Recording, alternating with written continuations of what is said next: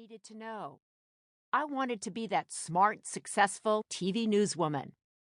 At first, I was too scared to tell anyone about my dream, worried that people would think I was crazy.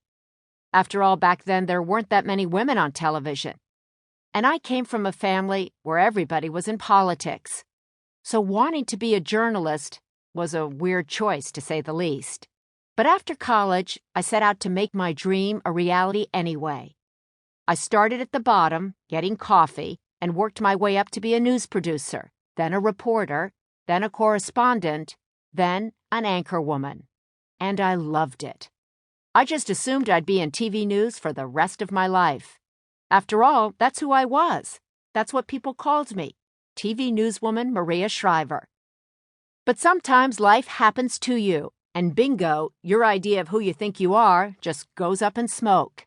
That's what happened to me. One day, out of nowhere, my movie star husband announced he was running for governor of California. Just 60 days later, he was elected. And because NBC News was worried that there might be a perceived conflict of interest between my news job and his political job, I was asked to resign. Just like that, my career was gone, and with it went the person I'd been for 25 years. And before you could say, Toto, we're not in Kansas anymore, I became someone new, someone they called the First Lady of the state of California.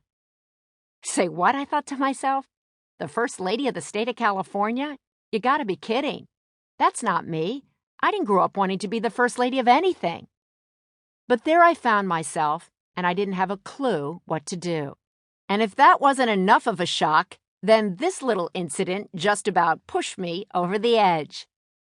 I was out shopping in Santa Monica with my son, and along comes a guy handing out some leaflets. He gives one to my son and then motions to me and says to my kid, "Are you with that woman?" "Yep," my son says. The nice man asks, "Is she a model?" I give my hair a toss. "Nah," my son says, looking over at me. "She's a housewife." My neck snaps. My big, beautiful movie star glasses just about fly off my face. As the nice gentleman walks away, I grab my 13-year-old son's collar and I shriek, "That man just asked you if I was a model and you told him I was a housewife." He says, "Mom, that's because you are a housewife." I'm still shrieking now, okay? I say, "No, I'm not. I am not. I am a journalist." "We're a journalist, Mom," he shoots back. And I snap right back at him. "I'm an author. I write books." Now he's digging in. "You are not writing any books now, are you, Mom?" "Well, I'm a mother, for God's sake. I'm a mother of 4. You could have told him I'm a mother." "Everyone's a mother," he says. "Face it, Mom, you don't have a job." I hate to admit it, but I grabbed him now by his lapel and I got in his face. "Listen, you," I hollered. "I am the First Lady of the state of California." He rolls his eyes that awful way that teenagers do and says, "Mom, I hate to break it to you. Daddy was elected, not you. Get used to it. You're a housewife." Talk about comeuppance. It didn't matter that I'd always trumpeted child rearing and the work done at home as the most important job in our society, because I believe it is.